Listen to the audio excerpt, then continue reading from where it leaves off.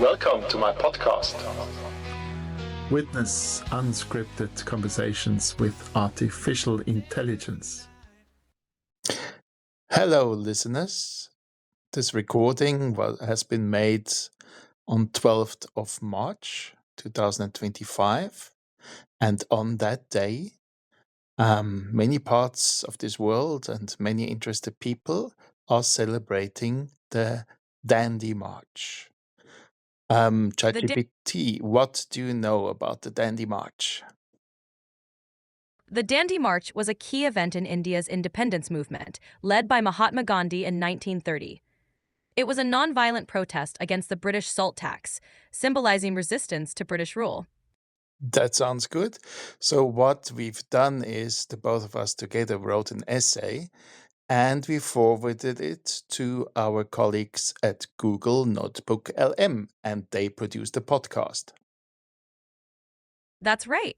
Our essay served as the basis for the podcast discussion, and now we're here to introduce and reflect on it. If you consume this podcast in a way that you are able to watch the video, then what you will get is subtitles in English and in German. So let's start. Welcome back, everybody, for another deep dive. And, today we're going to kind of journey back in time to uncover a story that I think a lot of people kind of know about but don't fully understand. Okay. And that is the story of Gandhi's Salt March, also known as the Dandi March. Okay. And this event was so much more than just a protest. It actually became a pivotal moment in India's fight for independence. Yeah. And what's so fascinating is we're going to kind of explore how this event still continues to inspire nonviolent resistance movements even today. It's wild how just something so simple as salt Right. could become this huge symbol of resistance. Yeah. And to really understand it, we have to remember that at that time, India was under British rule. Right. It was the British Raj, which basically meant a viceroy appointed by the British Crown was governing India. Okay. And many of their policies, like this one on salt, created huge hardship for people. So you're saying British control over salt wasn't just about, spicing up your food? No, not just flavoring food. Right. So the British East India Company first implemented a salt tax in 1835. And this tax continued even after the British Crown took over governance in 1858. Okay. So now think about this. Yeah. Salt was a vital necessity. It wasn't a luxury. Everyone needed it. And by controlling its production and taxing it so heavily, the British were essentially squeezing the life out of Indian industries. Right. And making everyday life so difficult for people. And especially the poor. Especially the poor. Right. Absolutely. So it seems like this salt tax created this powder keg of resentment ready to just explode. Yeah, definitely. Yeah. And that is exactly where Mahatma Gandhi comes into the picture. Okay. His philosophy of nonviolent resistance really captured people's imagination. Yeah. And when he returned to India in 1915, he saw a nation just yearning for change. Right. They were ready. So how did Gandhi become this leader of this simmering movement? His approach was so unique. He called for these boycotts of British goods, urging people not to pay unjust taxes. Wow. And encouraging India to develop its own industries, all without violence. Wow. He believed in the power of self-reliance. And so his simple lifestyle, coupled with his unwavering commitment to truth and nonviolence, really resonated with millions of Indians. Right. It was like he was giving a voice to their frustrations. So the Dandi March wasn't some just spontaneous outburst. No. It was a carefully planned act of defiance, specifically targeting this oppressive salt tax. It was planned. Yep. It was a statement. So on March 12, 1930, Yes. Gandhi, along with 78 of his followers, embarked on this 240-mile journey. All on foot, by the way. That's incredible. From Sabarmati Ashram to the coastal village of Dandi. That's like walking from New York City to Boston. That's exactly what I was thinking. Yeah. What was it like for them during this march? It was a powerful symbol of resistance. Yeah. Every step was challenging British authority. Right. So imagine this growing column of people marching for 24 days. Their numbers swelling as they passed through villages and towns. Yeah. Farmers, students, women, people from all walks of life united in their desire for freedom. So it sounds like the Dandi March was quickly becoming more than just a protest about salt. Oh, yeah. Right? It was really transforming into a movement, a testament to Gandhi's leadership. Right. Because you have to remember, India at that time was so divided. Yeah, along so many different lines. Caste, religion, Yeah. region, you name it. Right. The British had very cleverly exploited these divisions to maintain their control. Oh, wow. But the march brought people together like never before, Right. breaking down those barriers Yeah. and forging this sense of shared identity. So they finally reached the shores of Dandi on April 6. They do. What happens then? In a moment, just charged with symbolism, Gandhi bends down, picks up a handful of salt. Wow. It was a simple act, Yeah. but it sent shockwaves throughout India I bet. because by making salt, he openly defied British law. Right. And this sparked a wave of civil disobedience across the nation. Was this the beginning of the end for British rule in India? Well, not quite the end, but it was definitely a turning point. Yeah. The Dandi March didn't lead to immediate independence. Right. That would come later in 1947. Okay. But it did weaken British control significantly. Right. And it really fueled the fire of the movement. So it was more like a catalyst for change rather than the final blow. Yes, exactly. Yeah. And the impact of this seemingly simple act of making salt, Yeah. it went far beyond India's borders. You mentioned the global impact earlier. Yeah. Can you elaborate on that? Yeah, so think of it this way. Okay. The Dandi March, it provided like a blueprint for peaceful protests that resonated with people fighting for their rights all over the world. This idea that you could challenge oppression without resorting to violence, Right. it really captured the imagination of activists and leaders globally. Were there specific movements that drew inspiration from the Salt March? Absolutely. Like what? Like the civil rights movement in the United States, led by Martin Luther King Jr. Wow. Okay. King himself drew direct inspiration from Gandhi's philosophy of nonviolent resistance. Yeah. He saw in the Dandi March this powerful example of how ordinary people could stand up to injustice and bring about lasting change. That's a powerful connection. It's amazing to think that a march for salt in India could have such a profound impact on the fight for racial equality in America. It really is. Yeah. And it speaks to the universality of Gandhi's message. Right. These principles of nonviolence, unity, and self-reliance, Yeah. they transcend borders and cultures. Yeah. The Dandi March showed the world that even the most powerful empires can be challenged by the collective will of the people united in a common purpose. So the legacy of the Dandi March extends beyond just India's independence Yeah, and inspires movements around the world.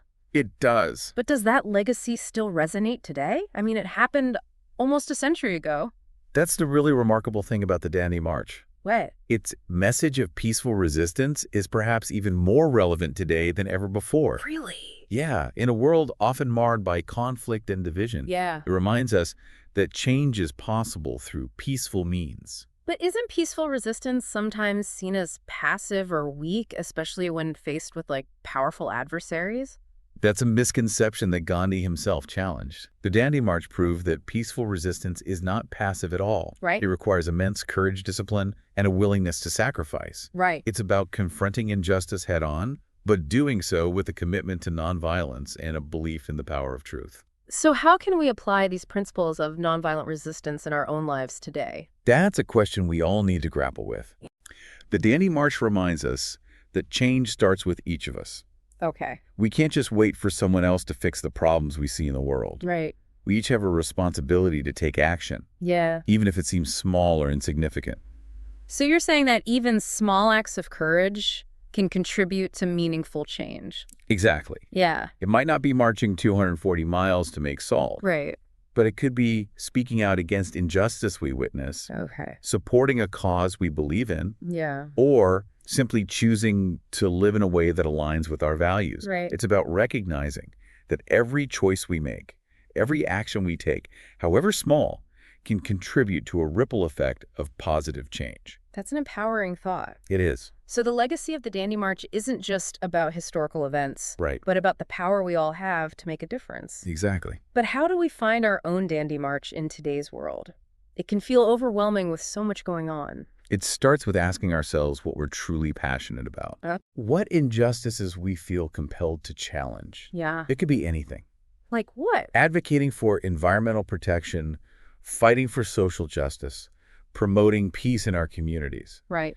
The key is to find that issue that ignites a fire within us that motivates us to take action. So the first step is identifying our own personal cause, our own salt tax that we feel compelled to challenge. Yes. What comes next? The next step is to find our community to connect with others who share our passion. Oh, There's strength in numbers. yeah. You don't have to go it alone. Right. So look for local organizations, online communities, or even just friends and family who are working towards similar goals. Yeah. By joining forces, we can amplify our voices and create a more powerful impact. So it's about finding our passion, connecting with like-minded individuals, and taking action, even if it's one small step at a time. Yes. But what about when we feel discouraged, when the challenges seem too big, or when progress feels slow? Those are the moments when we need to remember the spirit of the Dandi March. Yeah. Gandhi and his followers faced immense obstacles, Right. but they never gave up hope. They kept going. They kept moving forward one step at a time, fueled by their unwavering belief in the power of truth and nonviolence. Their story serves as a powerful reminder that even in the face of what seems impossible, persistence, courage, and unity can make a difference. Exactly. And as we kind of wrap up our deep dive here, Yeah. I think it's important to circle back to that central question. Okay. How can we each find our own Dandi March, our own way to embrace this spirit of peaceful resistance and make a difference in the world? You've given us a lot to think about already, identifying our passions, finding our community, taking action, and remembering that even small steps matter. Right. And perhaps most importantly, remembering that we don't have to be perfect to make a difference. Oh, that's interesting. Gandhi himself wasn't a flawless figure, Right. He made mistakes, faced internal conflicts, and constantly evolved his thinking. That's a good point. Yeah. It can be easy to put these historical figures on a pedestal and see them as almost superhuman. But they were real people grappling with complex issues just like us. Exactly. And I think recognizing their humanity makes their accomplishments even more inspiring. Right. It shows us that we don't have to be saints or superheroes to create change. Yeah. We just have to be willing to show up, to do the work, and to never give up on the pursuit of a more just and compassionate world. So as we go about our days, how can we keep the spirit of the Dandi March alive, not just as a historical event, but as a source of inspiration for our own lives? I think it starts with cultivating a mindset of awareness, Okay. of paying attention to the injustices and inequalities that exist around us, both big and small. Yeah. It's about being willing to challenge our own assumptions, to question the status quo, and to ask ourselves how we can contribute to creating a more just and equitable society. So it's about opening our eyes, our hearts, and our minds to the possibilities of change. Yes, and it's also about remembering that change doesn't happen overnight. It's a process, a journey that requires patience, persistence, and a willingness to keep moving forward, even when we face setbacks or challenges. Yeah. The Dandi March itself was just one step in a long and complex struggle for India's independence. So it's a marathon, not a sprint. Right. But even in a marathon, each step brings us closer to the finish line. Exactly. And the beauty of it is that we don't have to run alone. Right. The Dandi March reminds us that we are stronger together, Yeah. that when we unite with others who share our passion for justice and equality, our voices become amplified and our impact becomes multiplied. It's been a truly eye-opening journey, exploring the legacy of the Dandi March. It has. It's a story that transcends time and borders, reminding us of the power of peaceful resistance, the importance of unity, and the unwavering belief in the human spirit's capacity to create a better world. And I hope our listeners will carry those lessons with them as they go about their lives, finding their own ways to embrace the spirit of the Dandi March and make a difference in their own unique ways. And with that, we wrap up our deep dive into the legacy of the Dandi March. We encourage you to continue exploring this fascinating event and the enduring power of nonviolent resistance. And remember, you too have the power to make a difference. Keep diving deep and keep believing in the power of positive change. I hope you enjoyed this podcast. Absolutely. And we hope you found today's discussion thought-provoking. Thanks for listening, and we'll catch you in the next episode. This concludes our episode. I hope you liked it. If you do, please like it and give me feedback. And I wish you all the best until you click again. Michael Appelt, My Conversations with AI, the podcast for you.